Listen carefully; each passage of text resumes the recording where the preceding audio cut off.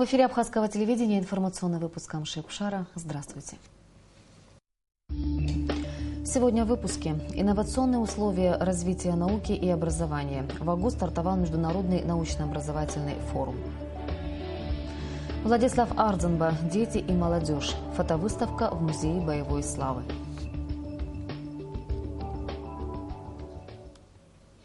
В Женеве состоялась рабочая встреча министра иностранных дел Республики Абхазия Вячеслава Чирикба с заместителем министра иностранных дел Российской Федерации Григорием Карасиным. Обсуждались темы 34-го раунда международных женевских дискуссий, а также ряд вопросов, представляющих взаимный интерес. Встреча прошла в постоянном представительстве Российской Федерации при отделении ООН, сообщает сайт внешнеполитического ведомства Абхазии. В Ереване прошла встреча координационного механизма по поиску пропавших без вести в Отечественной войне народа Абхазии 1992-1993 годов при посредничестве Международного комитета Красного Креста, сообщает официальный сайт правительства Абхазии. Были подведены итоги 2015 года и намечены планы на 2016. Обозначены новые места для эксгумации и дальнейшего опознания. Результаты работы за 2015 год признаны положительными. Со стороны Республики Абхазия в работе координационного механизма приняла участие делегация во главе с первым вице-премьером правительства Шамилем Ардзенба. В 2016 году планируется завершить процесс перехода к казначейской системе расходования бюджета. К декабрю 2015 года в рамках пилотного проекта на казначейское обслуживание уже переведены 15 бюджетных учреждений, сообщает пресс-служба Министерства финансов Абхазии. В их числе администрация президента республики, Академия наук Абхазии, Министерство финансов, а также Управление капитального строительства Республики Абхазия, Госкомитет по управлению государственным имуществом и приватизации, Госкомитет по молодежной политике, Госкомитет по физической культуре и спорту, Госкомитет по репатриации. В Абхазском государственном университете открылся научно-образовательный форум «Инновационные условия развития науки и образования в межкультурном взаимодействии». В нем принимают участие до 500 молодых ученых и студентов АГУ и Уральского педагогического университета. Форум продлится до 13 декабря. Цель форума – организация условий инновационного развития научно-образовательной среды партнерских вузов путем интеграции структур научно-исследовательской и образовательной деятельности гуманитарных и естественных наук. В форуме участвуют студенты, аспиранты и молодые преподаватели Абхазского государственного университета и Уральского педагогического университета из Екатеринбурга. Количество участников форума достигает 500 человек, в их числе и 100 молодых ученых. Открыл научно-образовательный форум ректор Абхазского государственного университета Олег Угварами, который выразил уверенность в том, что проведение научно-образовательного форума позволит укрепить связи АГУ с Уральским педагогическим университетом. Сегодня ровно год, как наш университет подписал договор о сотрудничестве с Уральским государственным педагогическим университетом. Связи на самом деле, особенно биолого-географического факультета, с этим университетом очень тесные, хорошие. У нас еще один партнер на Урале – это Уральский технический университет, вместе с которым мы уже довольно давно работаем и подготовили, почти 200 инженеров-строителей. Представители Уральского педагогического университета вручили благодарственные письма от ректора Уральского университета Алевтины Симоновой, ректору Олегу Угварами и преподавателям АГУ за укрепление связи между университетами. Какие сегодня наши студенты, таким будет наше будущее, говорили гости. Необходимо создать межкультурные коммуникации между нашими студентами, которые в дальнейшем дадут положительные плоды, что позволит изменить мир к лучшему, отмечали участники форума. Гостями форума стали делегации из Приднестровья и Донецкой Народной Республики, которые предложили наладить взаимодействие с Абхазским государственным университетом в оказании помощи во взаимной подготовке кадров. Студенческая аудитория, наверное, это перспектива вашей страны. Здесь готовят самых одаренных, самых, подготовленных будущих специалистов, которые будут строить вашу прекрасную родину, которую мы про себя называем маленьким раем.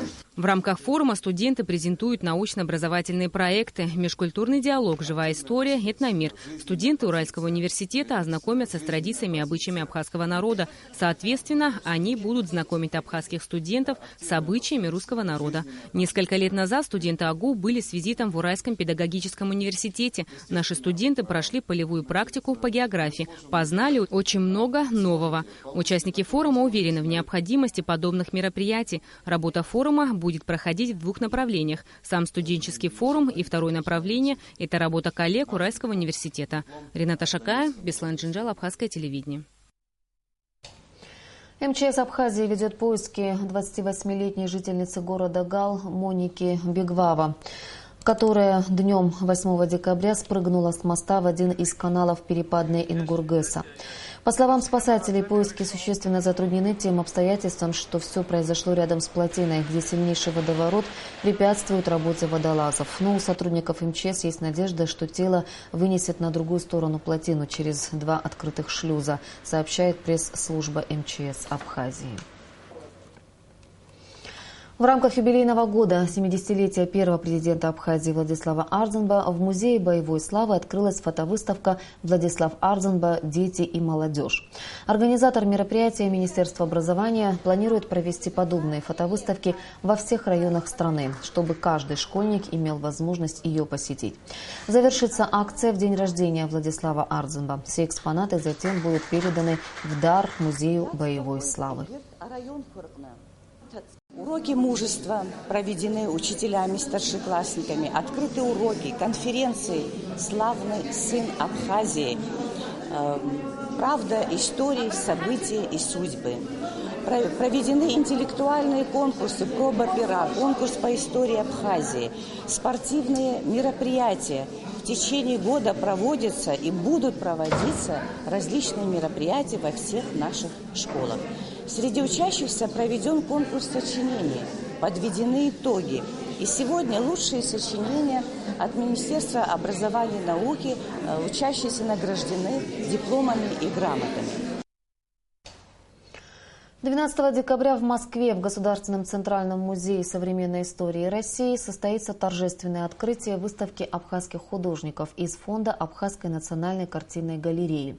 Экспозиция состоит из 48 работ. Это пейзажи, натюрморты, портреты. Посетителям будут представлены картины известных художников – Аджинджал, Брендель, Семенцова, Ампар, Бубновой и других. Выставка организована и проводится в рамках культурного сезона «Россия-Абхазия». Для посетителей выставка открыта до 19 декабря. Сотрудники органов внутренних дел республики приступили к выполнению комплекса мероприятий, направленных на недопущение и выявление незаконной вырубки хвойных деревьев и их незаконной продажи. Главная цель мероприятий – предотвратить от гибели большое количество деревьев в результате незаконной браконьерской вырубки. Сотрудники милиции и общественной безопасности в декабре проведут серию рейдовых выездов с целью предотвращения возможности продажи незаконно вырубленных елей, сообщает пресс-служба МВД Абхазии. Между тем, в четверг Кабинету министров будет представлено постановление о запрете заготовок ели и пихты для проведения новогодних праздников. Как сообщает Апснапресс со ссылкой на председателя Госуправления лесного хозяйства Анзора Ашхацава, полный запрет на заготовку ели и пихты в этом году будет введен впервые. Основные места, откуда производится самовольная заготовка, это Мамзышха, Рицинское направление и Кадурское ущелье. Во всех лесных хозяйствах будет вестись жесткая проверка. Кроме того, планируется осуществлять контроль непосредственно на рынках. Очередной успех юного абхазского теннисиста. Ален Авицба одержал победу в 1/8 теннисного турнира International Tennis Federation в Анталии, сообщили на официальном сайте турнира. В парном разряде Ален Авицба и Динка Халачев выиграли у соперников Дмитрия Попко и Романа Софиулина со счетом 0-2. 15-летний спортсмен из Абхазии в своей возрастной группе на сегодняшний день входит в список 10 сильнейших теннисистов мира. Сейчас сообщение Нацбанка о курсах иностранных валют. Доллар 69 рублей 20 копеек, евро 75 рублей 56 копеек. И о погоде на завтра.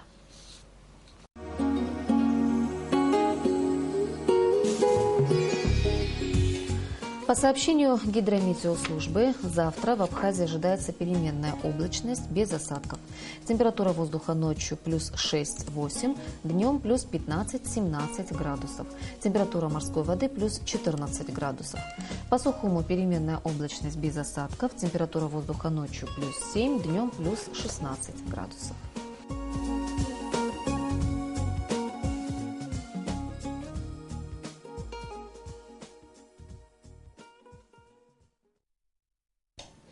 Информационный выпуск завершен. Я прощаюсь с вами. До встречи в эфире.